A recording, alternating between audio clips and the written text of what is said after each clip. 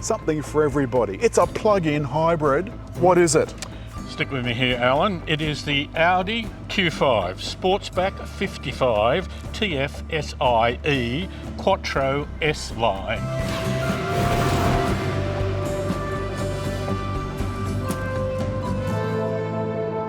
As I've said many a time before, plug-in hybrids are something that are only good for a certain demographic of the community, and it's someone that has access to a plug. If you don't have access to a plug at home, it's basically useless to you. It takes 2.5 hours to charge the 17.9 kilowatt hour battery. So you can't do that really at a shopping centre unless you're watching a movie. And it's not good for the battery to be fast charged anyway. It's not a huge battery, it just gives you 55 kilometres of travel. If you want to use it for effectively around urban area, you have to charge it pretty well every night. That's right. And what I found with this week was I used it as a EV for a fair amount of my week's travel. And it eventually got down to almost zero, and it converted then to normal hybrid mode. I told the engine to charge the battery, and I've gotten to almost a quarter of a charge. But the fuel consumption went from 2.4 for the, using it normally how a plug-in hybrid's meant to be used, to about 4.8 when it was in hybrid mode for any length of time. And now that the motor's been used as the petrol engine has been used as a generator, it's gone up to 9.8 litres per 100 kilometres. The power, David? It gives you 270 kilowatts and 500 newton metres of torque. The 0 to 100 is 5.3 seconds, which I think it's not exactly neck snapping, but nor is it slow. Well, it's about WRX standard in their best days. Yes. According to the specifications sheet, the headlights, the matrix headlights, are an option, except now they seem to be standard. Audi matrix headlights, the little things that kind of dip so David would be in a limpid pool of not light. Could be because we got the S-Line.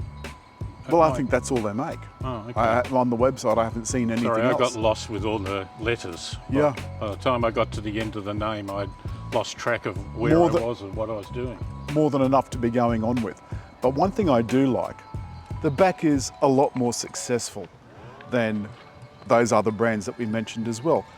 The taillights, the LED taillights, they look really smart. It's not overcomplicated, but it has enough sort of features to it to make it not look like a bland block of flats. I agree. With the key in your pocket, there is a kick to open function, or you can just reach in and grab the rubber handle if you can find it. The loading lip, quite high, but there is a 12 volt outlet and a handle to lower the back seats, which actually works really well. David, do you want to do the honours?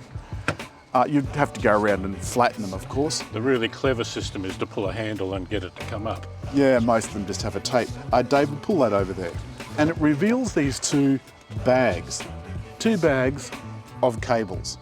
So the not very big boot is tied up with cables, and there's no front, so there's no other place for them. You'll notice the quilted Nappa leather. It's Nappa because we are in the Sportback version, which gets a few little extra things. David, have a seat. The seat is set for me to drive. Oh, I sit up nice and high. I feel good. I'm obviously close. You've got a little dent for your head. That's very thoughtful. There's a little dent just here for heads. Oh, yeah. I'm not going to ask how your head is, David, because then you might tell me. On the back console, you've got a 12 volt outlet, some USB outlets, and a third zone of climate control. But the hump in the floor is absolutely enormous. Naturally, the 5-year-old thinks that's funny. Before we set off, David, I want to point out the extra USB point in here, plus the wireless charger, the cup holders, and the Volkswagen Group's brilliant adjustable armrest, which can come forward. The rest of the dash is laid out absolutely beautifully. David, this is like a Savile Rose suit. It's tailored, this beautiful Napa upholstery.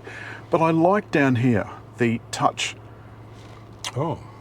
The touch controls. Now this has been an Audi thing and a BMW thing and so forth, Mercedes, for a long time, but I noticed in the new Audis, the e-tron GT, for example, doesn't have that. You can put it in EV mode. There is sufficient battery life left in this. I charged it on the way out to see you. You'll notice that touching the EV button brings up the EV menu, and you can hold the, I'll try and bring it up again. You can hold charge, auto hybrid, or EV. So I'm going to go auto hybrid. How is the steering, David? This is easy.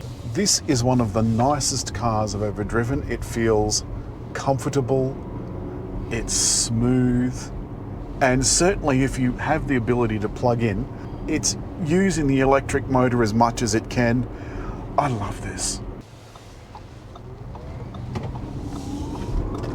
See, there's where they're pulling out from the side street. Nippy. It's nippy. Well, for a big car, yeah. But the thing is, it's not all that big. It's just that it weighs 2.15 tonne because of the battery. A heavy car, I should have said. Yeah. But there is plenty of space. The seating is lovely. You've got a couple of memory positions over there for your power assistance. This has a nice ambience about it. And it has ambient lighting at night, which I like. The screen up here, it's got the acoustic feedback, but I can't find the haptic feedback. I like haptic feedback to get a feel rather than a sound. David, if you would like to press the button down below, or should I press it for you? Yes. I've now got your, no, you've unpressed it, there you go. You've now got your smart cruise control set, and now you've got your lane control set. Ah, it's a button here. Yeah. It takes a while to build up the speed. It's very gentle. I think that's what I like about it, is gentle. And now you give one little push up on it, a little push up and it's 1 kilometre an hour. You give a big push up and it's 5 kilometres an hour. Let's get on to surfacing. Everything that you touch and feel, this has a cold feel, so I'm assuming this is actually metal.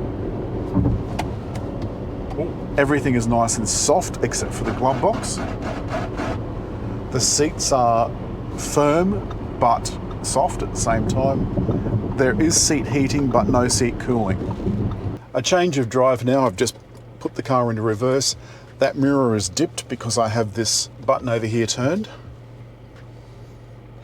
I reckon that is a great idea. Which I discovered by accident. How many times do you see mag wheels that have been scraped on curbs? Well, often. It's very smooth. Actually, this DSC, or DCT, DSG, S-Tronic, is also very smooth.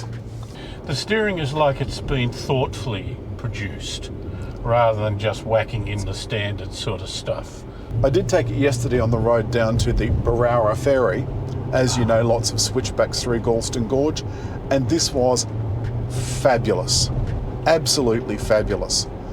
Where I didn't like it so much was when I was trying to park, it wouldn't let me go close to things.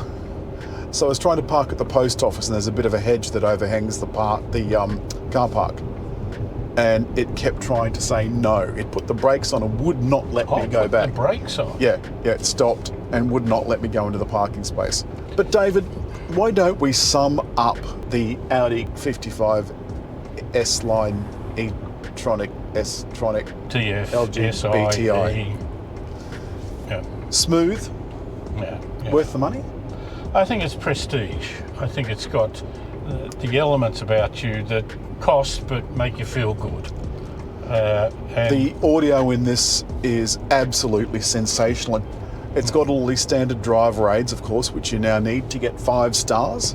This is, of course, 5-star. Well, that's all this week for the Audi. I'm not going to go through all that again, but the Audi plug-in hybrid. This one. David, $110,900 plus the paint. $2 grand. How plus much is on-road costs. and the dealer charge?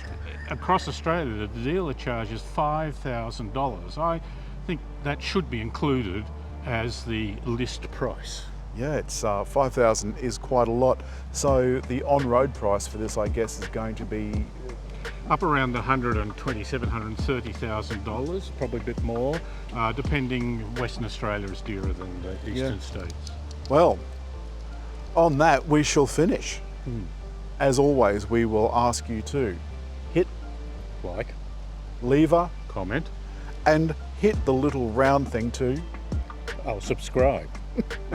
Hard to get good help.